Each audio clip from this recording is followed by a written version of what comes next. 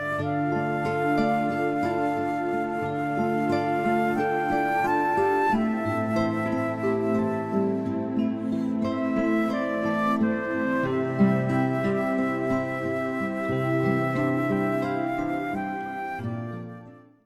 emrin Allahut mëshiruesit mëshirbërësit.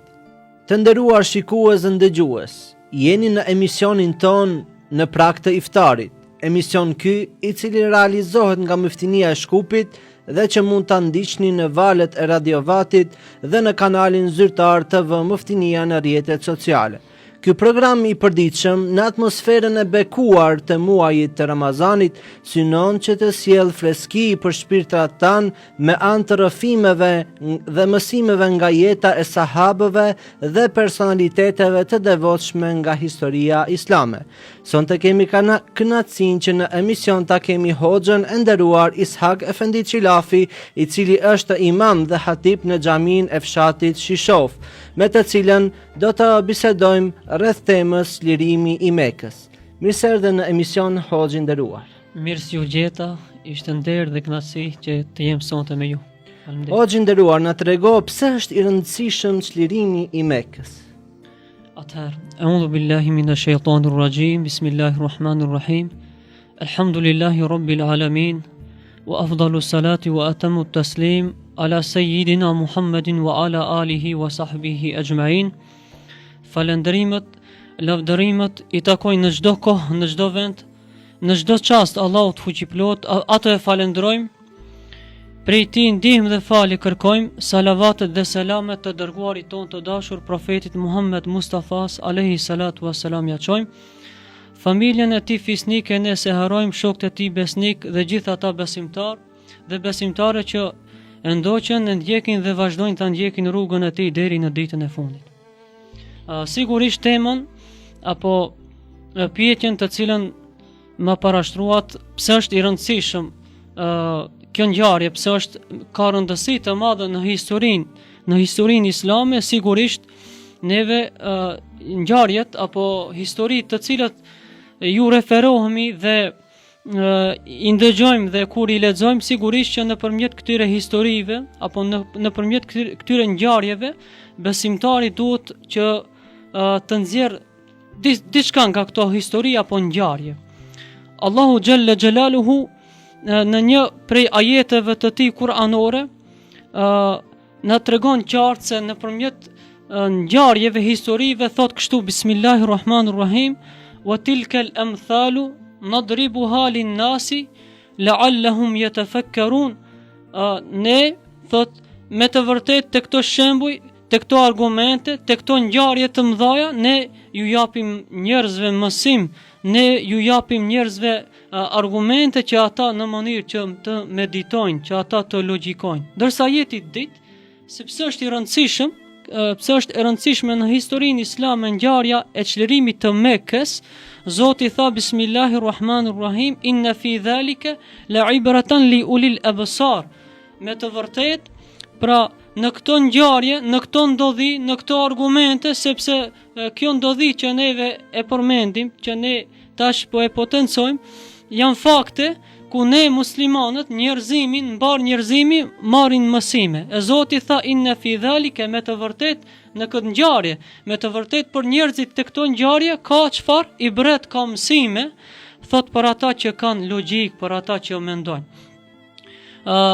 Sigurisht për t'ju qas më detajisht apo për t'ju qas më drejt kësaj ngjarje merr ndoshta shumë kohë, por unë do t'i qasëm në një mënyrë pak më ndryshe ngjarjes pra çlirimit të Mekës. Ngjarja apo çlirimi i Mekës është shumë interesant nëse do ta gjurmojmë edhe do ta hulumtojmë historinë islame, do të shohim se në shumë vende, në shumë popuj, tek shumë perandori, tek shumë mbretër, do ta shohim se luftrat të cilat ata i kanë luftuar apo i kanë fituar, kanë fituar ndaj atyre popujve, sigurisht që nuk i kanë çliruar apo nuk e kanë marrë epitetin çlirim, por okupim, e kanë marrë sundim në shumë mbretëri të cilët nevi kemi ndëgjuar më herët, mbretëria perse apo mbretëria romake apo mbretëri tjera të fuqishme, do ta shohësh se termi çlirim nuk përmendet tek ato histori, por se e okupim apo sundim. E kjo ngjarje ka një karakteristikë shumë interesante, se çlirimi i Mekës ne e dim ndodhi pra në vitin e 8 të hijretit, kryesisht pra 8 vjet pasi i dërguar jon alayhi salatu wasalam bëri hijret, emigrim për në Medinë.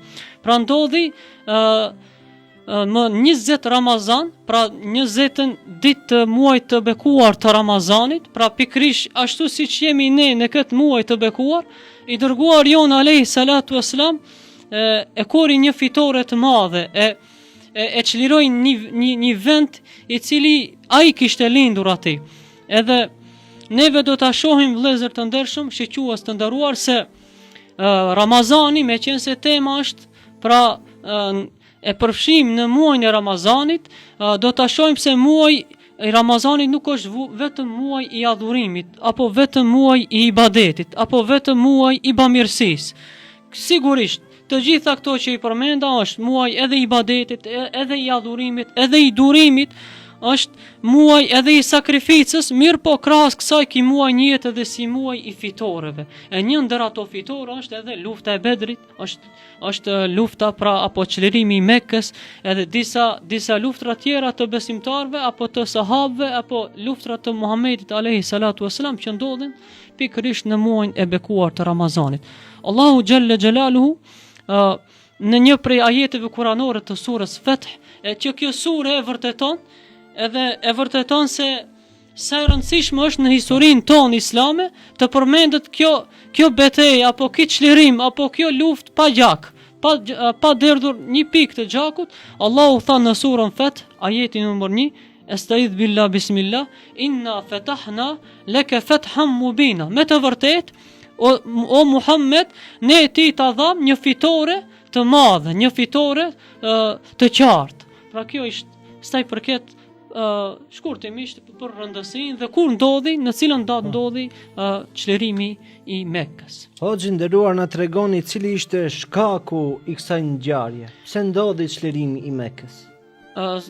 Sigurisht çdo ngjarje apo çdo rjedhoj që përmendet gjatë historisë islame ka edhe ne thonat sebepin apo shkakun e vet. Nuk ka dyshim se nëse e marrim atë historinë e profetit tonë të dashur, që nga Mekka, që nga fillimi i shpalljes së Kur'anit, e deri në përfundimin apo deri në ajetin e fundit, do të shohim se i dërguar jon alayhi salatu wasalam kaloi në një maraton, në një rrugtim të vështirë për ta përhapur këtë fe, për ta përhapur këtë din, për ta përhapur fjalën e Zotit. Ai kaloi dikundi rreth 18 vite, pra ju deshën dikundi 18 vite çfarë? Që të bën sakrificë, që të kalon në për ato sprovat, mundimet e mëdha. Dihet se i dërguar jon alayhi salatu wasalam, po sa u pozicionu në Medinë, i dërguar jon alayhi salatu wasalam filloi dhe të planifikon, filloi dhe të menaxhon me kënd, me kohën e tij, të menaxhon me resurset njerëzore, me sahabët, të menaxhon me ushtrinë e tij, të menaxhon me ligjet, kushtetutën që do ta formon pastaj në Medinë, që quhet Karta e Medinës. Një prej shkaqeve se përse ndodhi kjo ngjarje, çlirimi i Mekës, unë do ta përmend, ishte pikërisht viti 627 miladi, pra viti 6 hijri. Profeti jon nisët drejt Mekës për me kry umrën bashkë me sahabët, me 1600 sahabi. Mirë po, ndodhi si ndodhi, i dhujtarët Mekës nuk dëshiruan që këto të hinë në Mekë dhe ta kryen këtë adhurim, këtë ibadet, me pretekstin se ato kanë shku që të sulmojnë apo që të bëjnë luftë. Pastaj i dërguar jon alayhi salatu wasalam bashkë me sahabët e bëri ne i themi një marrëveshje me i dhujtarët, edhe ato ishin disa pika, 10 pika, edhe në historinë islame një ndër pikat ku muslimanët kishin favorin e tyre. Një prej pikave kryesore që duhet përmendim ishte se muslimanët duhet umrën të bëjnë vitin e ardhshëm. Këtë vit do të kthehen në Medinë dhe umrën do ta bëjnë vitin e ardhshëm. Pastaj pika tjetër ishte që muslimanët kur do të vinë për Mekë, kur do të vinë për me bë umrën, do të vinë të pa armatosur dhe nuk do të mund që të qëndrojnë më shumë se 3 ditë. Pika tjetër më kryesore dhe më esenciale që duhet përmendim se çdo fis arab i cili dëshiron që të bëjë marrëveshje apo të bëjë aleancë që të bashkohet ushtrisë i dhujtarëve jo muslimanëve e ka të drejtën atë. Edhe marrëveshja tjetërisht që çdo fis arab apo jo arab që ka dëshirë që të bëjë aleancë me muslimanët ka mundësi që bashkangjitet ushtrisë së muslimanëve. Pastaj dhe pika tjetër ishte shumë e rëndësishme se çdo kush i cili e pranon islamin gjatë kësaj periudhe për 10 vjet, pra do të kthehet në Mekë. Ai i cili bën emigrim dhe hijret gjatë kësaj periudhe do të kthehet në Mekë. Ndërsa ai i cili kthehet nga Medinja dhe e braktis islamin, edhe Medinën dhe muslimanët kthehet në Mekë, do të qëndrojë aty me dëshirën e tij. Pas kësaj marrëveshje dihet se pejgamberi alayhis salam u kthyi në Medinë. Pastaj ndodhi që një fis i cili ishte një kohë gjatë në hasmëri Benu Bekër edhe fisi Hazreq, të cilët kishin secila pakt apo marrëveshje me njërin prej grupeve muslimanëve edhe jo muslimanëve. Fisi Benu Bekër e sulmoi pra në mënyrë të pabes apo tinzisht i sulmoi këtë fisin tjetër Eus, Hazreq dhe ku e kalon numrin, vran disa njerëz, vran disa musliman, e që atëherës pejgamberi alayhi salatu wasalam kur i arriti lajmi se ato e kanë te i kalu, e kanë shkel marrëveshjen atëherës në vitin e 8 Hijri, pra pikërisht në vitin 630, i dërguar jon alayhi salatu wasalam niset me 10.000 sahab pra drejt Mekës së bekuar. Dhe pastaj atëherës dihen ato fjalët, ato veprat, ato punët të cilat profeti jon i dashur i veproi në kohën kur hyri në Mekë pa luftë dhe pa dhunë. Hoxhë nderuar, cilat janë mësimet që marrim nga çlirimi i Mekës? Sigurisht, kjo ngjarje jep mësime dhe mesazhe shumë të mëdha dhe ka shumë mësime, por ne do ta përmendim njërin prej mësimeve më kryesore që neve na duhet si musliman, kohës tonë, kohës bashkëkohore. Pra, mësimi i parë që unë mësoj sot, si musliman, si i ri apo e re, ishte sakrifica, mundi. Pra, pikërisht, profeti jon alayhis salam e potencova në fillim që erdhi për një kohë ku i dhujtarët e dhunun, e persekutun, apo e bojkotun, 3 vjet e lanë të uriturat dhe sahabët e tij. Ja morën pasurinë, plaçkitën, ja vranë të afërmit e tij, kushëritë e tij, familjen e tij, apo i bën të gjithat këqijat. Për 13 vjet sa jetojnë në Mekë, pra sahabët bashk me pejgamberin alayhis salatu wasalam u torturun. Çfarë bëri profeti jon i dashur alayhis salam? Pra prej ditës së parë që filloi shpallja deri në momentin e çlirimit të Mekës, ai bëri sakrificë, ai i tejkaloi të gjitha këto. Ai u mundu duke bë durim, ai duke, jo duke prit, duke analizuar çdo send, pra duke bë, ne i thona një plan se çfarë do të bëj, e cilat ishin punët apo vepra që profeti jon i dashur kur arriti në Mekë ishte e para, pasi bëri hijretin, apo planifikimi i parë, angazhimi i parë që e bëri profeti ishte hijreti, apo me rastin e hijretit për në Medinë i dërguari i Allahut e dhani shembull më të mirë të planifikimit të punëve. E dita ishte formimi i shtetit islam. Ishte ai Resulullah i cili ngriti apo themelet e institucionit apo të cilat do të jenë të nevojshme për funksionin normal të një shtetit. Kështu me këtë rast, ai po ashtu me njëherë edhe e ndërtoi xhamin e parë, që do të shërben jo vetëm për adhurim, jo vetëm për ibadet, por do të shërben edhe për çfarë? Për kuvend që do të dubohen muslimanët, do të shërben si vend qeveris, do të shërben një vend ku do të jepen komanda për ushtrinë muslimane. Pastaj hapi tjetër i rëndësishëm, plani tjetër që e boni pejgamberi alayhi salatu wasalam ishte pajtimi, vëllazërimi i muslimanëve, ata të cilët ishin të Mekës dhe ata të Medinës. Edhe puna e fundit që e boni pejgamberi alayhi salam nëpërmjet në suaza të mundit sakrificës, pra duke mos ndetur duar bosh, kam kryq, përpiloj kushtetutën e parë apo kartën e Medinës me qëllim që të definohen punët, të drejtat të gjithë qytetarëve të Medinës, qofshin musliman apo jo musliman. Pejgamberi ishte ai i cili me kartën e Medinës apo me themelimin, me përpilimin e kushtetutës islame, ai do t'i ndan rolet e muslimanëve në bashkëjetesë me muslimanët edhe jo muslimanët. Kjo është puna e parë, pra sakrifica, që më kujton një ajet kuranor, ajet i cili na drejtohet neve besimtarve, na drejtohet neve muslimanëve, i cili thot Zoti i Madhërisëm, lejse bi emanijikum wala emaniji ehlil kitab, nuk është se ju do të fitoni, do të korni fitore, nuk është se ju do ta fitoni xhennetin me çfarë? Me imagjinatat tuaja, me dëshirat tuaja. Por thot men ya'mal su'an yujza bihi, thot e kushdo që bën keq, kushdo që vepron keq, thot do të shpërblehet për to. Edhe ana sjelltash, ai i cili do të bën mirë, ai i cili sakrifikon pasurinë, jetën e tij për Islam, për e sakrifikon pra të gjithë potencialin e tij pra për kauzën islame, çfarë thot do të shpërblehet për to. Mësimin që duhet marrim neve sot është se nuk është ajo Allahu nuk e çon fitoren, Allahu nuk e çliron, Allahu nuk e çliron një njeri, një person, një vend, një popull nga zullumi, nga padrejtësia apo nga vrasjet, nga vjedhja, nga mashtrimet, përderisa ne nuk kemi ata të cilët do ta marrim hapin konkret.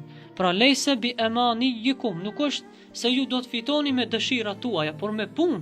E pejgamberi alayhi salatu wasalam edhe në hijret planifikoi me kanë do të udhton.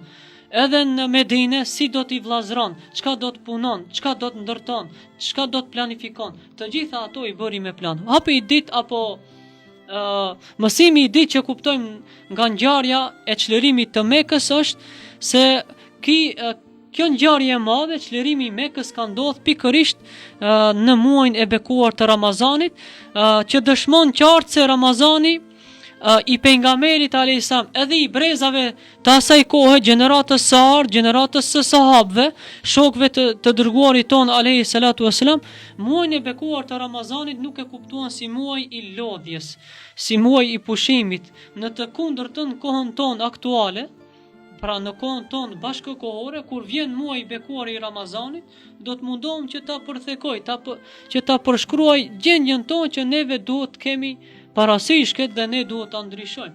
Ta kuptojmë Ramazanin si muaj i pushimit. Do të marr pushim pa pagesë apo do të dal, domethënë pushim mjekësor, së është Ramazani, apo vjen Ramazani dhe do ta ndali aktivitetin tim fizik, punën time, shkuarjen tim punë, apo aktivitetet e mia që mund të kontriboj për shoqërinë time, për fëmijën tim, për familjen time, për në çdo aspekt që neve e kemi, apo në çdo drejtim.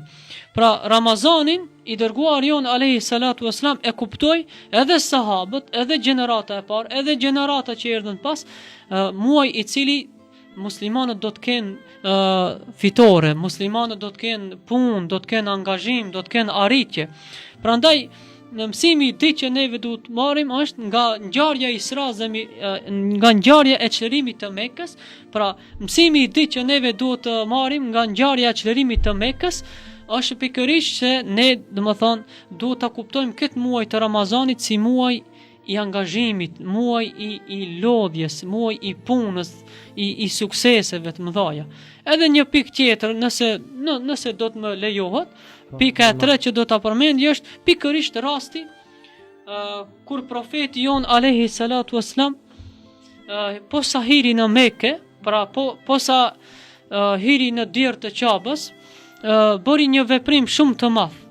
Edhe historia e Islamit e regjistron kështu shumë qartë, nga se shoqëritë, njerëzimi, popujt të ndryshëm, me apo pa dije, me dëshirë apo ndoshta me imponim, na kanë paraqitur apo i kanë paraqitur muslimanët apo islami si fe dhe fe e dhunës, fe e luftës, fe e gjakut, e që kjo ngjarje e madhe, kjo ngjarje ka ra që neve njerëzit, muslimanët, besimtarët, njerëzimin në përgjithësi ta kupton se islami është fe e paqes, fe e butësisë, fe e faljes. Ku e kuptojmë këtë? Kur profeti hiri në Mekë, të gjithë njerëzit, të gjithë Mekës u befasuan nga i numri i madh, edhe i thanë atëherës sahabët imagjinohet tash sikur një njeri i cili vazhdimisht i është bë keq, me vite, sikur se një njeri nevet na dëmton, na grabis, na plaçkis, na vret, apo na dëbon, na bojkoton. Edhe në momenti që unë arri në pushtet, momenti që arri fitoj fuqin, atëherë unë do të hakmerëm. Apo kohës tonë aktuale, ne i shohim punët se si rrjedhin, i shohim se një person, apo një figur, apo një organizat, apo një pjesë e shoqërisë, kur i merr të drejtat, i merr ingerencat e veta, fuqinë e vet, atëherës ajo i dënon ata të cilët kanë bë zullum dhe kanë bë mirë, po e kundërta e Resulullahit, por atë që edhe i dërguar jon përshkruhet si thot njeri i cili Allahu thot nuk e sollëm të dërguarin tuaj, nuk e sollëm profetin në mesin tuaj vetëm si mëshirë për mbar botën, për mbar botrat. Pra, i dërguar jon alayhi salatu wasalam u ndal tek dyert e Ka'bës e tha ja ma'sharul Quraysh, o ju Quraysh, o ju njerëz, tha ma tarawna anni fa'ilun bikum, çka mendoni se si do veproj sot me ju, si do ja bëjmë sot ne? Qalu khairun akhun karimun wa ibn karim, i than me të vërtet Mekës, pra paria Mekase dhe gjithë populli i than me të vërtet ti je fisnik, ti je bujar, ti je falës dhe je i biri fisnikut. Atëherë i dërguar jon alayhi salatu wasalam e tha një fjalë që Jusufi ju tha vëllezërve të tij, tha la tathriba alaykumul yawm, sot nuk ka për ju, sot nuk do të ketë për ju qortim, nuk do të ketë për ju frikë, thot me të vërtet yaghfirullahu lakum wa huwa arhamur rahimin, me të vërtet Allahu sot do t'ua fal juve. Apo pejgamberi jon i dashur Mekës, pra mekelive, i dhujtarve, pa besimtarve, va fali, apo ne si e themi sot jam nestoj. Edhe i përdori disa fjalë, disa fraza, e përdori një fjalë e cila do t'ua bën qefin edhe parisë së Mekës. Profeti jon i dashur e përdori një fjalë, e përdori ne themi një kod e cila do ta fiton zemrën edhe të Ebu Sufjanit, edhe të jo besimtarve, edhe të idhujtarve, dhe tha kushdo qoftë i cili hin në shtëpitë e veta do të jetë i falur, do të jetë i sigurt. Kushdo qoftë që do të hin në shtëpinë e Ebu Sufjanit do të jetë i falur, do të jetë i sigurt. Kushdo qoftë që do të hin në Qabe do të jetë i falur, do të jetë i sigurt. Këto ishin ngjarjet apo këto ishin mësimet, urtësitë me të cilat neve i fitojmë dhe i mësojmë nga ngjarja e çlirimit të Mekës. Allahu të shpërbleft hoxhë nderuar për këtë bashkëbisedim të këndshëm dhe elaborim të qartë mbi temën tuaj. Kështu përmbyllim këtë edicion të emisionit në prag të iftarit, ku mysafir kishim hoxhën e nderuar Ishak Efendi Qilafi. Deri në emisionin tjetër, mirëmbëjtje, Allahu ja pranoft agjërimin dhe të gjitha lutjet. Assalamu alaikum wa rahmatullahi wa barakatuh.